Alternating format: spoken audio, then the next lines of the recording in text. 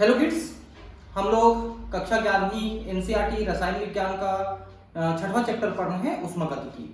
इसके पिछले वीडियो में मैं आपको प्रश्नोत्तर करा रहा था जिसमें 13 प्रश्न तक हमने सॉल्व कर लिए हैं। अब हम आगे पढ़ने वाले हैं। तो 14वां प्रश्न है यहाँ पर, निम्नलिखित आंकड़ों से मिथेनॉल की मानक विरचन एंथैल्पी ज्ञात कीजिए। और विरचन एंथैल्पी का मतलब होता है कि उसका फॉर्मेशन, उसका बनने की जो एंथैल्पी है उसमें कितनी ऊर्जा कम या ज्यादा हो रही है, निकल रही है या अवशोषित हो रही है, ये विरचन की एंथैल्पी है। तो यहाँ पर 3 समीकरण दिए हैं, आप देख सकते हैं। इन तीनों समीकरणों से हमको एक समीकरण की व्युत्पत्ति करनी पड़ेगी। तो देखिए, पहला समीकरण है जिसमें मिथेनॉल जो है ऑक्सीजन के प्रेजेंस में CO2 और H2O में जल रहा है। यहाँ पर रिएक्शन जो है उसकी एंथैल्पी है -726 किलो जूल। ग्रेफाइट यानी कार्बन जो है ऑक्सीजन के प्रेजेंस में जल के CO2 बना रहा है। इसमें कंब्यूशन यानी कि दहन एंथैल्पी है -393 किलो जूल पर मोल। हाइड्रोजन और ऑक्सीजन मिलकर के यहाँ पर H2O बना रहे हैं। इसका H2O का फॉर्मेशन एंथैल्पी है -286 किलो जूल पर मोल। ये तीन यहाँ पर दिए हुए हैं इक्वेशन। अब मिथेनॉल का निर्माण कैसे होगा? तो कार्बन 2 हाइड्रोजन अणु और हाफ ऑक्सीजन अणु ये मिलकर के मिथेनॉल यानी CH3OH बनाएंगे। तो इसका एंथैल्पी कितना होगा?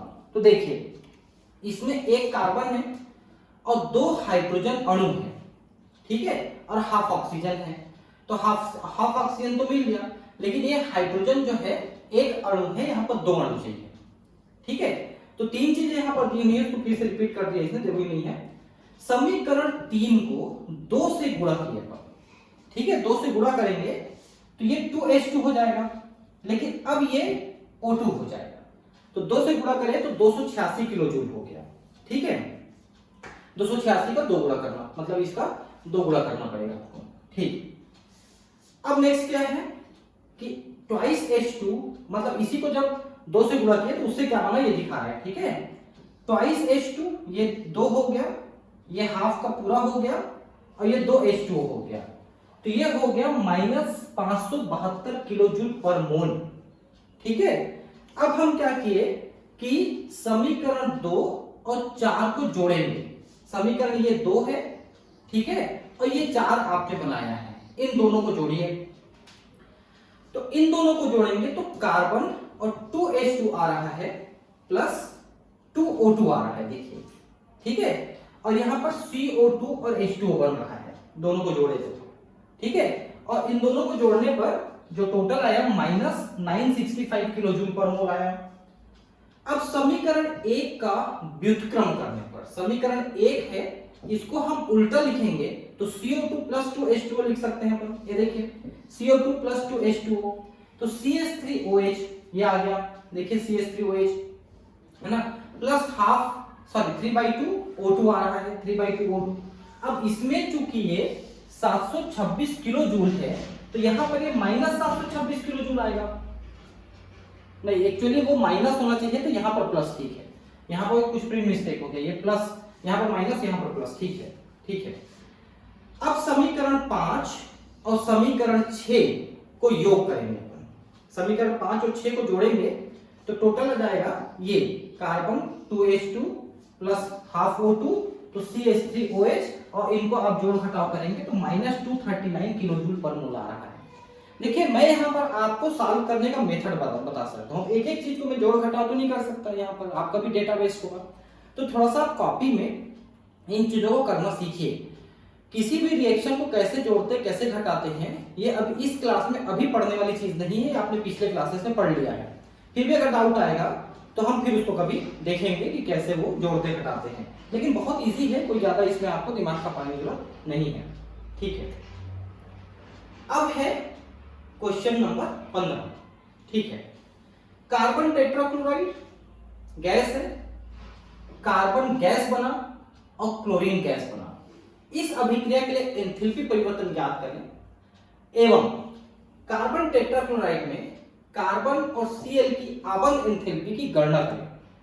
तो यहां पर कार्बन के साथ 4 Cl जुड़े हुए हैं, तो एक एक Cl के साथ कितने आबंध एंथैल्पी हो रही है इसकी गणना भी हमको करनी है, ठीक है।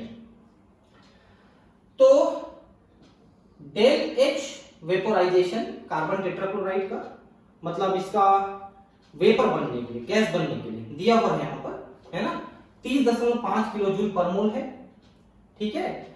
और कार्बन टेट्राक्लोराइड के बनने से जो ऊर्जा निकलती है वो -135.5 किलो जूल पर मोल है। और कार्बन, इसका एटोमाइजेशन, मतलब कार्बन में से कार्बन के एटम को अलग करने के लिए, एटोमाइजेशन अलग करने के लिए 715 किलो जूल पर मोल की जरूरत है, ठीक है। और क्लोरीन के एटोमाइजेशन, मतलब क्लोरीन में से दोनों क्लोरीन को अलग करने के लिए 282 किलो जूल, ठीक है। और ठीक है, एटोमाइजेशन यानी करना, अलग अलग एटम को अलग अलग करना। अब यहां पर आपको जो दिया गया है वो ये 4 1 2 3 4 चीजें दी हुई है, यहां पर जो दी है उसको दोबारा लिखे हैं यहां पर, ठीक है। अब हम क्या करेंगे कि आपको ये वाला फार्मूला प्राप्त करना है, ठीक है। तो समीकरण जो 4 है इसमें 2 क्लोरीन है, यहां पर 4 क्लोरीन चाहिए अपने को, इसलिए इसको 2 से गुणा कर दिए हम लोग, ठीक है। तो ये हो गया 2 क्लोरीन, ये हो गया 4 क्लोरीन, ठीक है, 2Cl2 ध्यान रखेंगे, तो 4Cl, है ना। अब यहां पर इसका 2 गुना हो जाएगा तो 242 का 484 हो गया, ठीक। अब ये आ गया समीकरण 5, ठीक है। तो समीकरण 3 तथा 5 को जोड़ने पर इसको इसके साथ जोड़ेंगे अपन, ठीक है। तो कार्बन आ गया प्लस Cl2 आ गया, ये देखिए 2Cl2, ठीक है। इधर आपका कार्बन बन गया, इधर आपका Cl4 बन गया, तो कार्बन प्लस Cl4 बना। तो इन दोनों को जोड़ेंगे तो इसका 715 है, इसका 484 है, तो टोटल हो गया 1199 किलो जूल, ठीक है।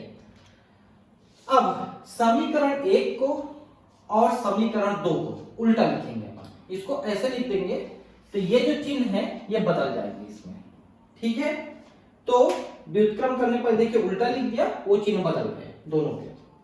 अब हमको 7 और 8 नंबर भी यहां पर मिल गया, तो समीकरण 6 7 और 8 को योग करेंगे अपन, 6 7 और 8 को योग करेंगे तो टोटल आपको ये फार्मूला मिल रहा है, देखिए। और यही फार्मूला यहां पर दिया हुआ है, इसी का आपको कैलकुलेशन करना था, तो वहां पर आ गया 1304 किलो जूल पर मोल, ये आ गया। पहले तो एंथैल्पी परिवर्तन, ठीक है।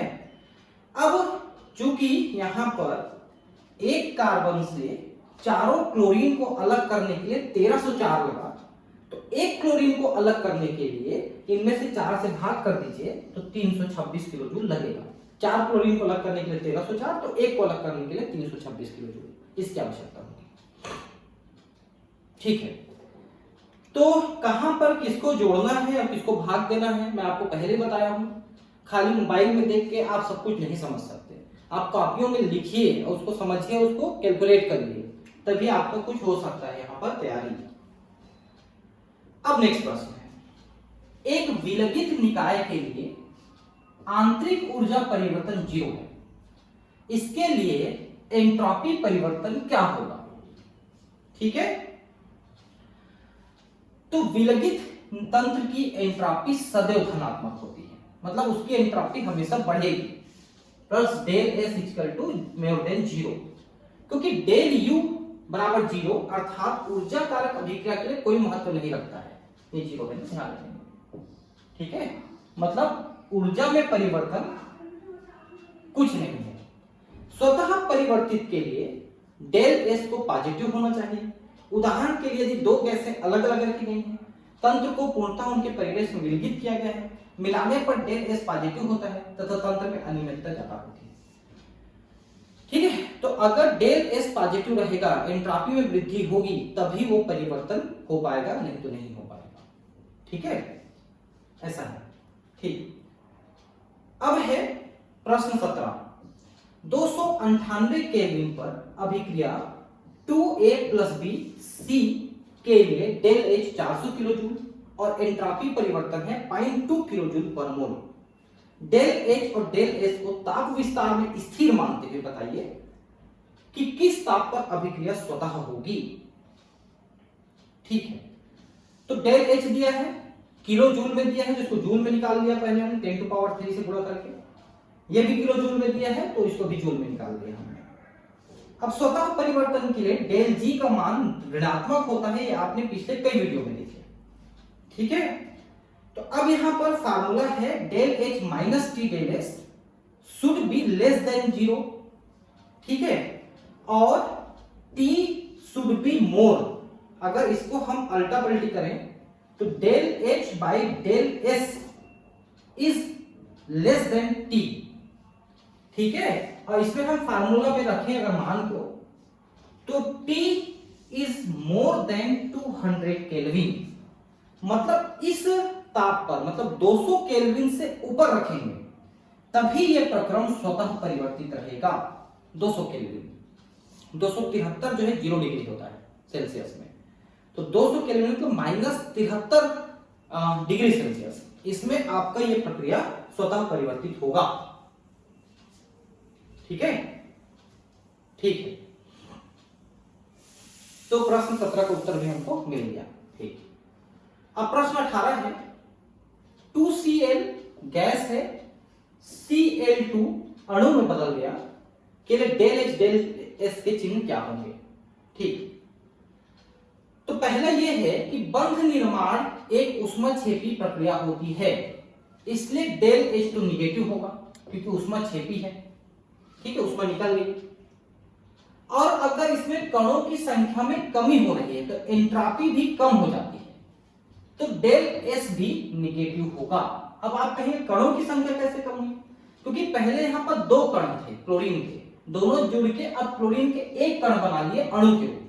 कण तो एक हो गया ना, भले ही बड़ा हो जाएगा साइज में, लेकिन कण तो एक ही है ना, तो कणों की संख्या कम होने से एंट्रॉपी कम होती है, बढ़ने से बढ़ती है, ठीक है। अभिक्रिया 2A plus B equal to 2D gas. अब यहां पर क्या हो कि 2 कण ये और 1 कण ये मिलके 2 कण इसके बनाए, ठीक है। इसमें आंतरिक ऊर्जा परिवर्तन -10.5 किलो जूल, मतलब ऊर्जा निकल रही है, और एंट्रॉपी परिवर्तन -44.1 किलो जूल, यानी कि एंट्रॉपी भी कम हो रही है। तो डेल जी का मान क्या होगा बताइए, ठीक है। तो सबसे पहले आप देखिए कि गैसों के कणों में क्या परिवर्तन हो रहा है। तो टोटल 2 कण बने, जबकि 2 मोल बने, जबकि 3 मोल गैस यूज हुए थे। तो डेल एम यानी कि मोलों की संख्या में परिवर्तन -1 हुआ। डेल यू का मान दिया है और डेल एस का मान दिया है ना। डेल टी का मान यहां पर क्या लिखा है, देखिए कि यहां पर चूंकि ये यहां पर देखिए कि डिग्री का साइन लगा है, तो 290 किलो जूल 290 केल्विन हम यहां पर तापमान को लेते हैं, ठीक है। अब सब चीज का मान रखिए इस फार्मूले में, del H equal to del U plus del N R T. इसमें सब में मान रखा हमने, आपको पता है सबका मान, आर का मान ये होता है, ये आपको पता है, कई बार हमने रखा है। तो डेल एच का मान हमको इतना मिला टोटल में कैलकुलेट करके। अब डेल जी का मान निकालना है आपको, तो del H minus T del S आपको लिखना है। तो सब चीज का मान तो आप निकाल चुके हो, 298 होता है ना ये, तो 298 रखना था, 290 कैसे रखा है ये 298, यहां पर कुछ लिखा है क्या, टेम्परेचर नहीं दिया है, ठीक है। ये 298 रख के आप पूरा कैलकुलेट करेंगे जी, यहां पर भी 298 रखेंगे, ठीक है। ये कैलकुलेशन थोड़ा गलत हो गया लग रहा मुझे, आप कैलकुलेट कर लीजिएगा, कोई बात नहीं। यहां पर देखिए 298 रखा है हमने डेल टी को, ठीक है। तो सब चीज को रखिए मान को, तो आपका मान यहां पर आ जाएगा 0.16 किलो जूल। और आपको एक चीज बता दें कि डेल जी का मान कभी भी अगर धनात्मक आता है तो वो स्वतः प्रवर्तित नहीं होगी, आपके आप नहीं चलेगी, माइनस में रहेगा तभी चलेगी। तो ये स्वतः परिवर्तित प्रक्रिया नहीं है, अपने आप नहीं चलेगी, ठीक है। नेक्स्ट, 300 केल्विन ताप पर एक अभिक्रिया के लिए साम्य स्थिरांक 10 है, डेल जी का मान क्या होगा, आर का मान इतना है, ठीक है। तो डेल जी का मान निकालने के लिए आप ये फार्मूले का भी प्रयोग कर सकते हैं, -2.303 RT log K। अब सब चीज का मान तो दिया है आपको, ठीक है, देखिए सब चीज का मान दिया है, तो आप ये निकाल लीजिए, डेल जी का मान माइनस में है, मतलब ये स्वतः प्रवर्तित प्रक्रिया होगी, जिस प्रक्रिया के बारे में बात कर रहा है, अभिक्रियाओं के आधार पर नेक्स्ट क्वेश्चन है, निम्नलिखित अभिक्रियाओं के आधार पर NO के ऊष्मागतित्व स्थायित्व पर टिप्पणी लिखिए। ठीक है, तो यहां पर हाफ N2 हाफ O2 मिलके NO बनाए हैं, डेल H फॉर्मेशन 90 किलोजूल पर मोल है। मतलब क्या है कि यहां पर ऊष्मा शोषण हुआ है, इस प्रक्रिया में ऊष्मा का शोषण हुआ है। ठीक है, और NO में हाफ O2 और जोड़ने पर NO2 बना। अब यहां पर ऊष्मा का क्षेपण तो है, अब ऊष्मा निकली, दो प्रक्रियाएं हैं। तो NO गैस N2 की तुलना में कम स्थायी है, क्योंकि NO एक ऊष्मा शोषी यौगिक है। जब ऊष्मा का शोषण हो गया तो उसमें ऊर्जा बढ़ी, और जिस यौगिक में ऊर्जा बढ़ती है उसका स्थायित्व कम रहता है, और जिसकी ऊर्जा घटती है उसका स्थायित्व ज्यादा होता है। NO2 एक ऊष्माक्षेपी यौगिक है, ऊष्माक्षेपी यौगिक ऊष्माशोषी यौगिक से अधिक स्थायी होता है। तो ये चूंकि इसमें शोषण होता है तो ऊर्जा बढ़ गई, इससे कम स्थायी है, इसमें से ऊष्मा निकली है, इससे अधिक स्थायी है। ठीक है ना। अब 22 नंबर, 1 मोल H2O लिक्विड को मानक परिस्थितियों में विरचित किया जाता है, मतलब बनाया जाता है, तब परिवेश के एंट्रोपी परिवर्तन की गणना करें। डेल H फॉर्मेशन जो है -286 किलोजूल पर मोल है। ठीक है, तो H2 और हाफ O2 को मिलाओगे तो H2O बनेगा। ये गैस है, ये गैस है, ये लिक्विड है, इसमें आपका दिया गया है। ठीक है, तो अब एंट्रोपी परिवर्तन की गणना करनी पड़ेगी। डेल H दिया है, डेल S आपको कैलकुलेट करनी पड़ेगी। तो वहां पर माइनस है डेल H, तो Q परिवेश +286, क्योंकि इसमें से निकला है तो परिवेश के अंदर गया है, तो परिवेश में बढ़ा है, उसमें कम हुआ है, परिवेश में बढ़ा है। और डेल S = Q परिवेश बटा T, तो परिवेश में इतना और इतने टेम्परेचर में आपने प्रक्रिया किया है, तो ये आ गया उत्तर किलो जूल में। ठीक है, और इसको जूल में निकालेंगे तो इतना आ रहा है। ठीक है, का मतलब ये है कि बनने पर उतनी ऊर्जा निकली तो इसकी एंट्रोपी इतनी बढ़ी, ये एंट्रोपी बढ़ी, देख सकते हैं। ठीक है, खत्म। नेक्स्ट वीडियो में आपको लेके आ रहा हूं मैं रासायनिक साम्य। ठीक है मित्रों, मिलते हैं अगली क्लास में। Thank you.